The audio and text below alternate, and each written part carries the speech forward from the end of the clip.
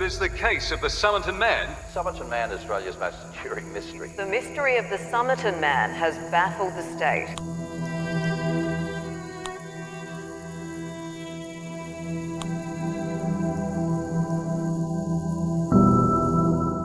On the morning of December 1st, 1948, a man was found dead on Somerton Beach near Adelaide, Australia. At first, there was no obvious crime scene, just a man lying near the seawall as if he had sat down and never got back up. But one detail made the scene feel wrong. He was not dressed for the beach. He wore a shirt, tie, trousers, jacket, and polished shoes. A half-smoked cigarette was near him, and inside his pockets police found only ordinary things: a used bus ticket, an unused train ticket, matches, chewing gum, combs, cigarettes. The tickets gave police a fragment of his final journey. He had moved through Adelaide. He may have gone toward the beach by bus. He may have planned to take a train and never used it, but the tickets did not answer the real question. Who was he? The night before, several people had seen a man lying in the same spot. Some thought he was asleep. Some thought he was drunk. One witness later said the man lifted his arm, then let it fall back down. Nobody checked on him. By morning, he was dead. At first, police had an unidentified body. Then they found the first sign that this was not ordinary. Many of the labels had been removed from his clothing. Not every label, but enough to make tracing him difficult. That mattered because clothing labels were one of the simplest ways to identify a dead man in 1948. And someone had taken that away. The body gave investigators more questions. During the post-mortem, doctors found severe internal congestion. His spleen was enlarged. There was blood in his stomach. Several medical witnesses suspected poison, but laboratory tests found no common poison, no clear toxin, no chemical proof. So the case sat in a strange position. The death did not look natural, but police could not prove what had killed him. They circulated his photograph. They checked fingerprints. They compared missing person reports.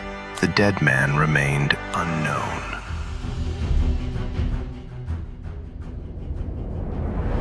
Then, in January 1949, police found the first real break. A suitcase had been left at Adelaide Railway Station on November 30th, the same day the man was last seen alive. Inside were clothes, shaving items, tools, pencils, and a reel of orange wax thread. That thread was important. The same kind had been used to repair the trousers worn by the dead man. Police believed the suitcase was his. But the suitcase did not solve the identity.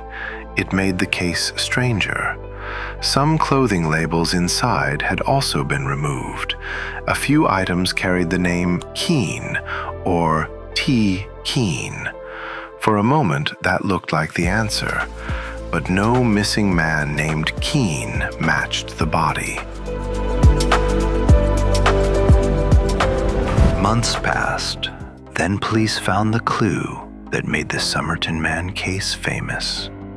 During a closer search of his clothing, investigators discovered a tiny rolled-up piece of paper hidden inside a small pocket in his trousers. On it were two printed words, Tamám Shud. The phrase came from the final page of the Rubáiyát of Omar Khayyám, a book of Persian poetry. It meant the end. or it is finished. Now the police had a torn scrap from a book, but not the book itself. They searched libraries and bookshops trying to match the paper. Nothing worked. Then, in July 1949, a man came forward with a copy of the Rubáiyát. He said it had been found in the back of his car near Somerton Beach. Police checked the final page. A section had been torn out. The scrap hidden in the dead man's trousers matched the missing piece. This was the book. But the book did not explain the death. It opened another layer. On the back cover, police found a sequence of letters. It looked like a code.